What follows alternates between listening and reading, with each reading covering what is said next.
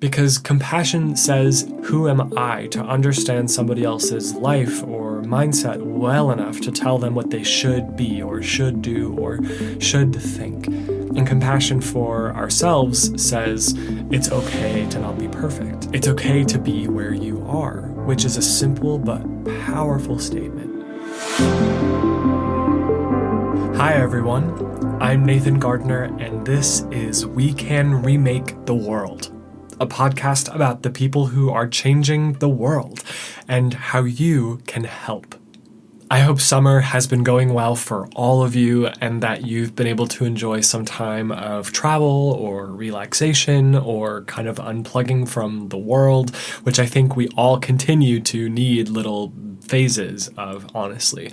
It's been such an up and down year, right? Just kind of checking in every day can be exhausting in itself. It's definitely a time not to get ahead of ourselves, I think. I mean, in 1 minute, it seems like the pandemic has passed and is subsiding, and the next minute it's surging again, whether that's in specific areas or across entire countries.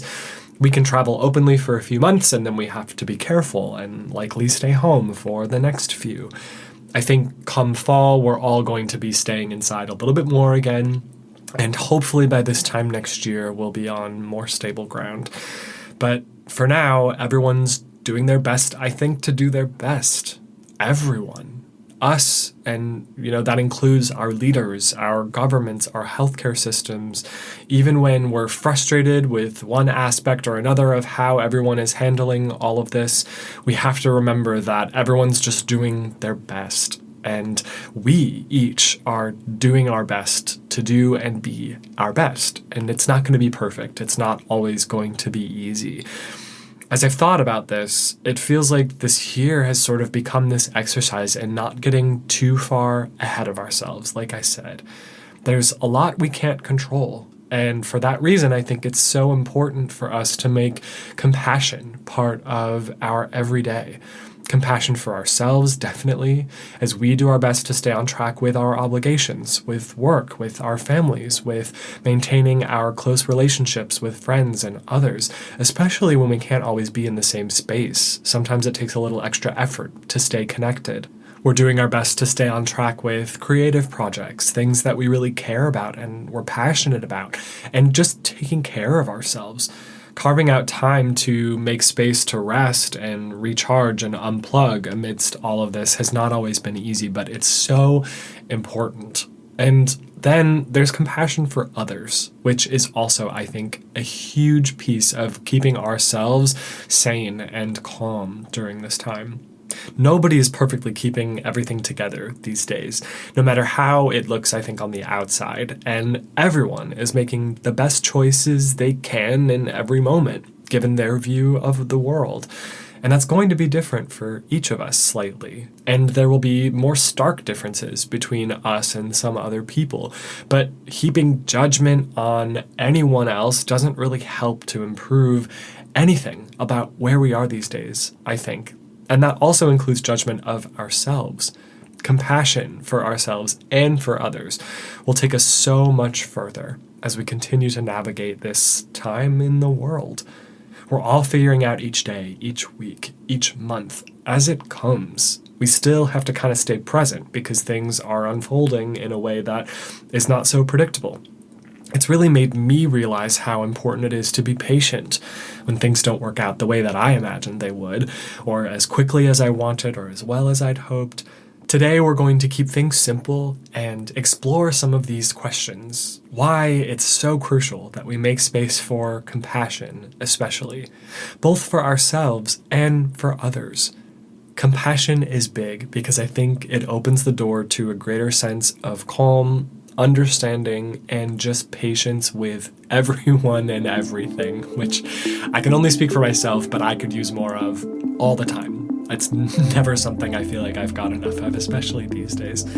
So thanks for being here with us, and we hope that you get some inspiration from today's episode and that it brings a little more calm into your day.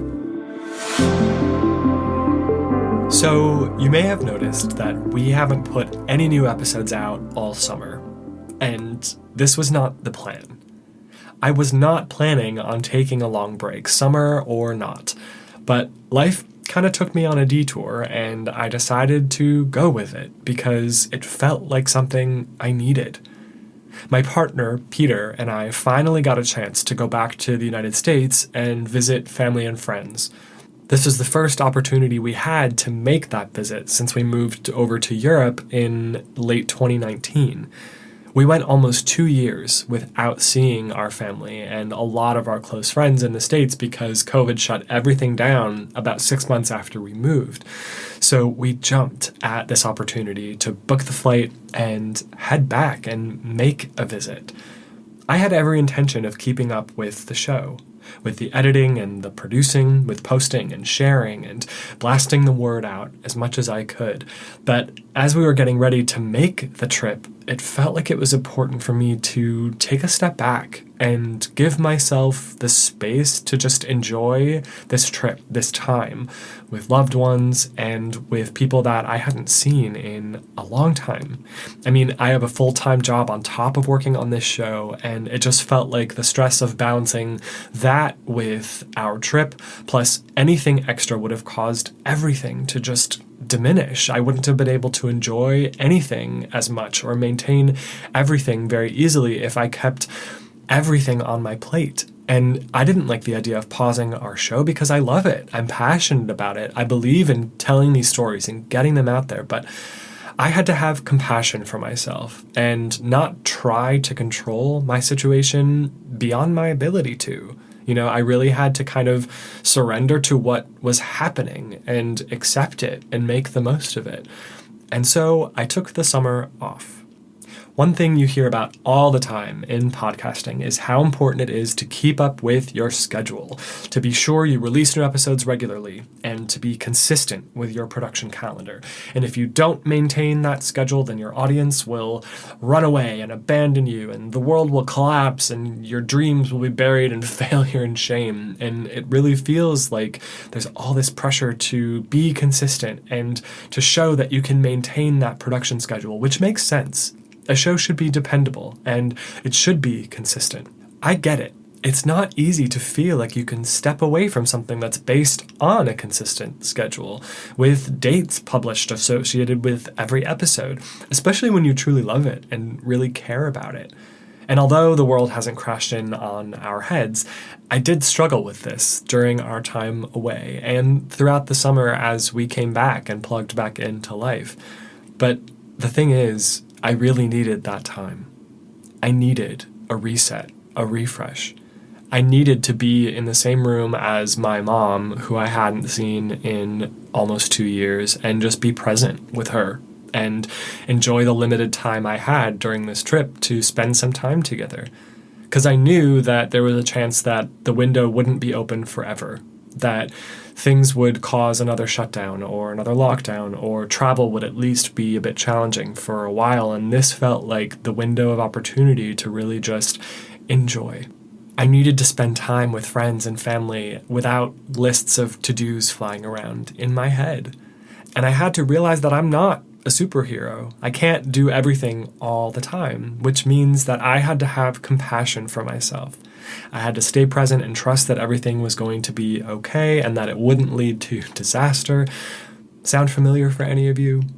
Is there anything that you've had to put on hold over the last 1.5 to 2 years because circumstances were out of your control and you just had to go with it? Whether it's COVID related or not. I mean, this happens in life regardless of a pandemic, but I think with a situation like this, it just becomes much more pronounced. You know, something like this, which disrupts every facet of our lives, is going to shine a brighter light on some of these areas of our lives that cause challenges and frustration. And it's going to kind of amp up all of that time management stuff and all of that self-care stuff that is so important for us to be thinking about regularly, but especially when our routines are disrupted. And so I'm sure there's a lot of us who've had to find a stronger sense of patience and faith and find a sense of compassion for ourselves and what we need to kind of stay balanced as we stay positive and wait all of this out, basically. You know, these days we're all still navigating a fluid situation, And it is going to affect our sense of routine, inevitably, our sense of accomplishment, our sense of self-worth even, as we find new ways to make things happen, so to speak, to achieve our goals and build our accomplishments. I still sort of find myself swinging on this pendulum between feeling really fired up and excited and passionate for a little while, a week, a month, and then I go through another phase of being totally lethargic and checked out and uninspired. It's not been easy to maintain motivation through this last couple of years. I feel like it's been coming in waves since the first lockdown began, kind of again, these waves of feeling like I can do anything and I'm so excited to be creative, and then this time of just needing to do nothing. I want nothing more than to feel enthusiastic and clicked into my passion every day, but I've realized that I need to give myself time to step back here and there, to be present with the people in my life, because that really matters during a challenging time for all of us, to take care of myself and rest and recharge and just to be, just to simply exist, maybe go sit next to some water and not even think about anything, not even meditate, just be there, listen to the trees or the birds and just be a living person without anything to do or to consider. I think we're all experiencing various levels of fatigue with the pandemic, and sometimes we feel like we've really got a handle on it and we can really manage it and it feels familiar and we've kind of, worked our way through a lot of it. And then we have some days where it's like we're back at square one and we just have to do nothing for a minute and remind ourselves what matters to us, and we have to make space to care for ourselves and our relationships. I really had to cultivate compassion with myself. I really had to allow the compassion that I found to be stronger than any feelings of guilt or fear, especially around stepping away from this show or going through days here and there where I just feel like I'm not accomplishing as much. I had to let things be what they were and not get too caught up and worry that giving myself what I needed would cause me to lose anything or everything or fall completely off track. I had to realize that I could be imperfect, that it was okay if I needed a minute to step away and then come back, keep going, and not get caught up in believing that a lapse in routine would spell disaster. This is the kind of mindset, in my experience, that anyone who has faced a major setback due to illness or injury knows really well. There are circumstances where you simply just aren't in control, and they're frustrating. You've hurt yourself or you've gotten sick, and the answers aren't always simple, and it takes time to come to a solution and a lot of trial and error, and you have to be patient and you have to have compassion for yourself. Or maybe you know someone who hurt themselves or who has struggled with chronic illness, and you've watched as they've struggled and tried all these different solutions or sought different types of therapy, and you have to be their cheerleader. You've observed how they've beaten themselves up when they have a bad day or when they're not getting better as fast as they want to, and you have to be the one to remind them that it's all going to be okay and they just need to take the time that it takes and have some patience and some trust in themselves.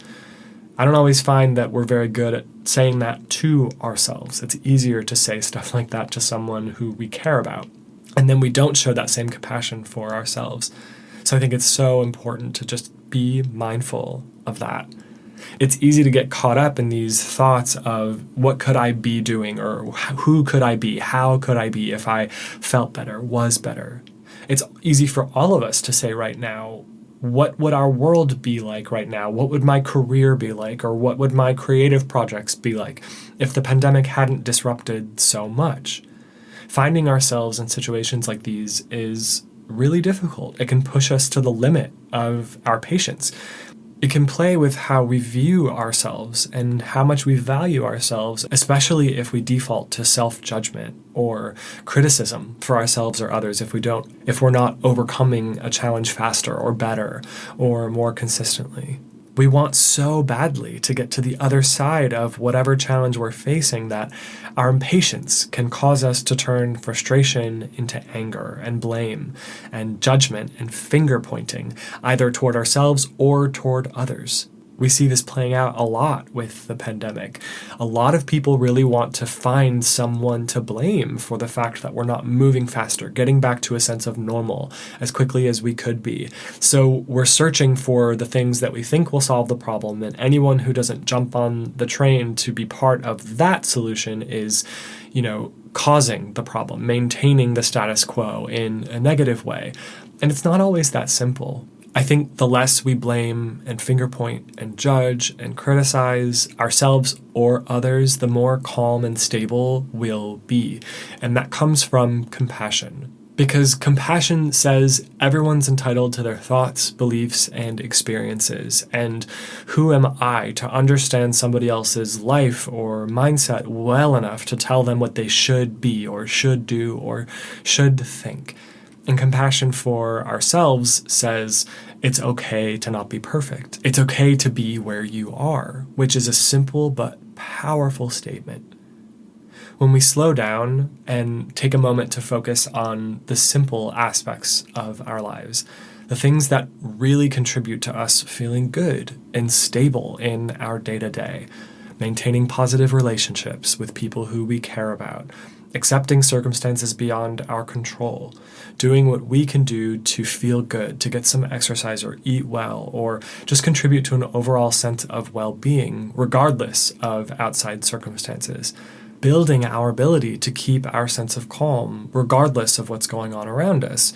If we can do that regularly, we set ourselves up for greater success in the long term. We won't burn out as easily or be shaken by bumps in the road because our foundation is strong. And when challenging moments come, we won't make them 10 times worse by cursing ourselves or cursing the circumstances. We'll say, okay, clearly I need to just be with this and go with this, take a couple days to slow down, and it will pass. And we're able to move more readily into the next phase beyond that because our foundation wasn't so shaken. We didn't get way off track beating ourselves up or others up for the things that don't line up with exactly what we want to see or experience right now.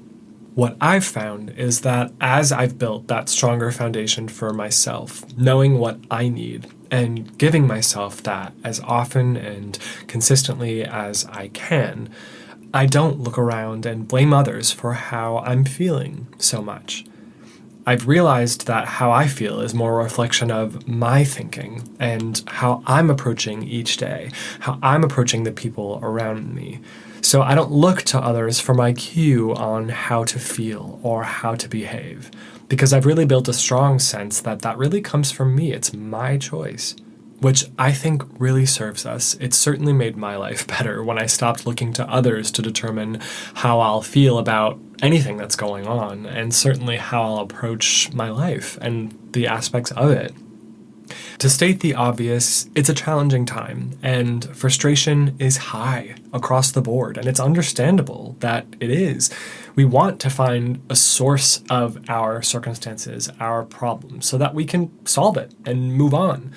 We want to blame those who seem like they're standing in the way of that solution. The government isn't handling this well. Our healthcare systems are flawed. Other people aren't making the right choices based on how we see the world. And that's the real cause of our continued challenges. But I think blame never gets us to a better place. And blame never improves our overall circumstances. I think compassion is the key. How can we have compassion for others so that we don't heap blame, guilt, or judgment on someone else and get ourselves caught up in this cycle of criticism and anger? And then practicing self-compassion keeps us from piling blame, guilt, and judgment at our own feet for some of our own shortcomings. If you think about it, when were you ever motivated by blame, guilt, or judgment? And sometimes we are motivated by those things, but how did it make you feel? What was the outcome of the actions that you took because you felt guilty or judged or worried about what someone else will think? It never leads to the same satisfaction that comes from doing something because you are authentically connected to it and passionate about it or know that it's the right thing for you, right?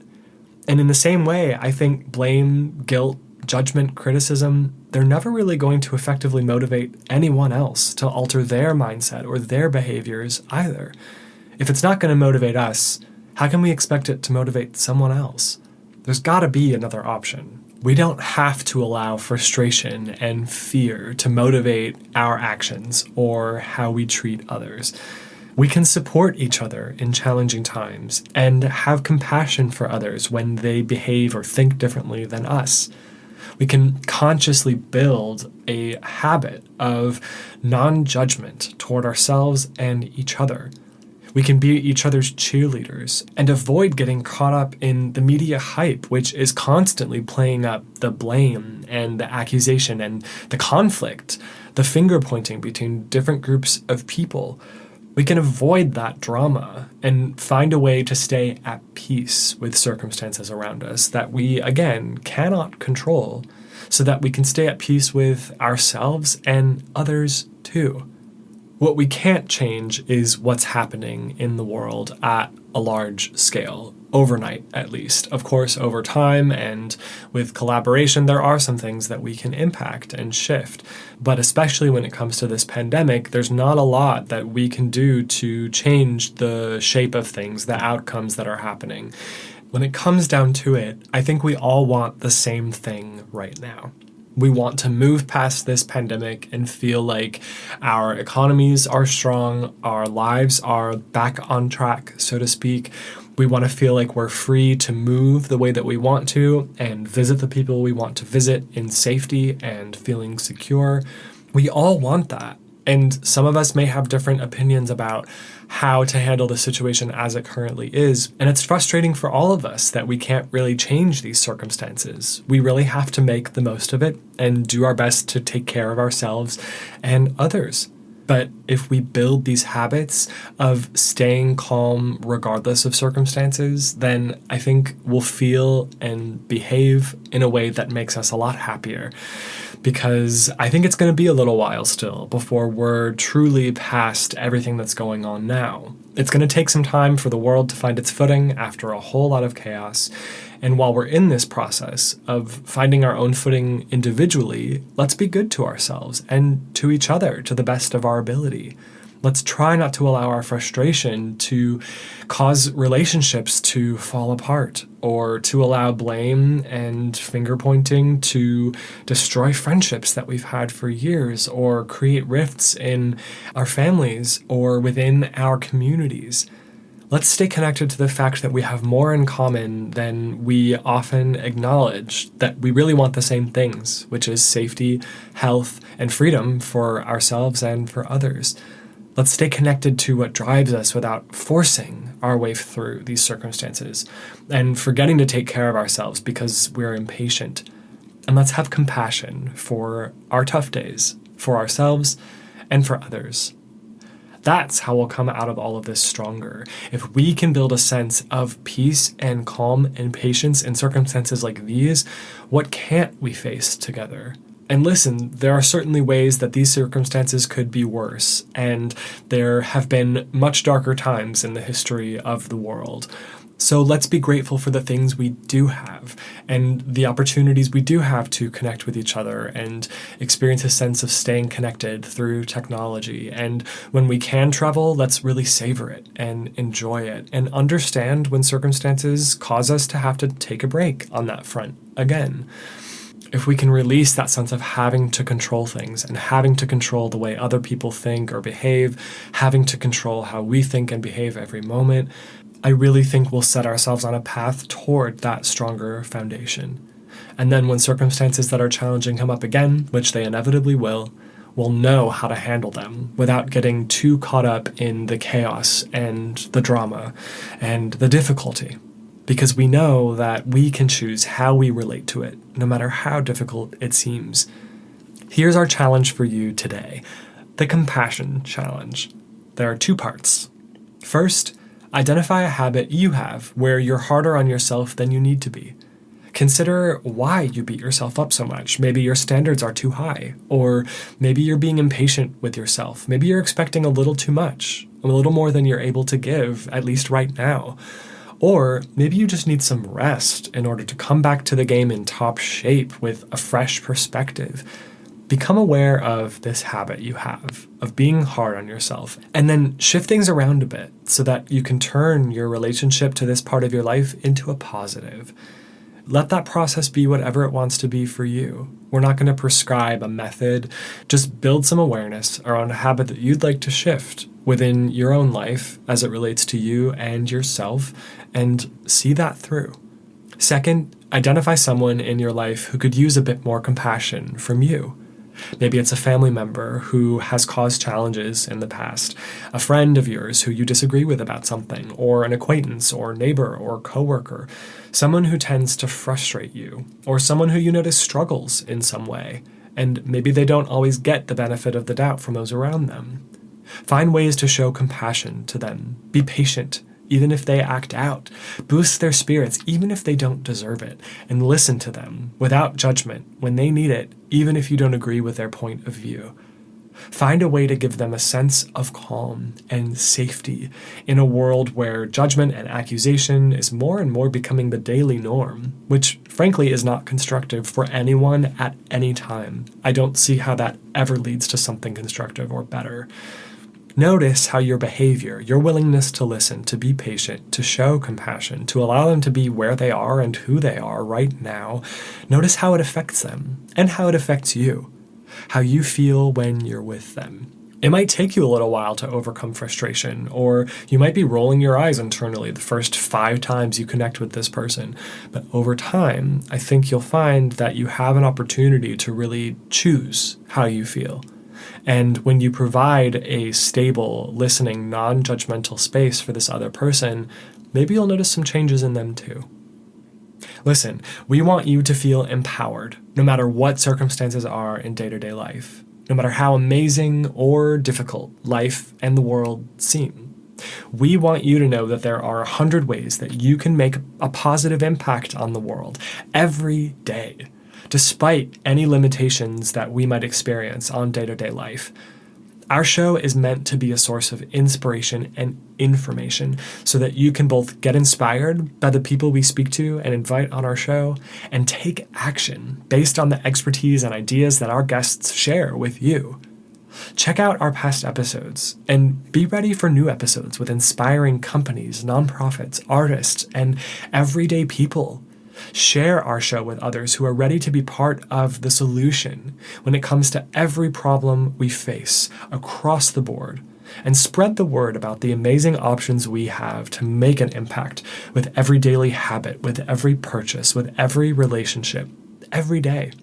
And let us know how we're doing. Drop us an email at podcast@wecanremaketheworld with your feedback, your ideas, what you're learning, and what you're doing out there to make positive change in your own right.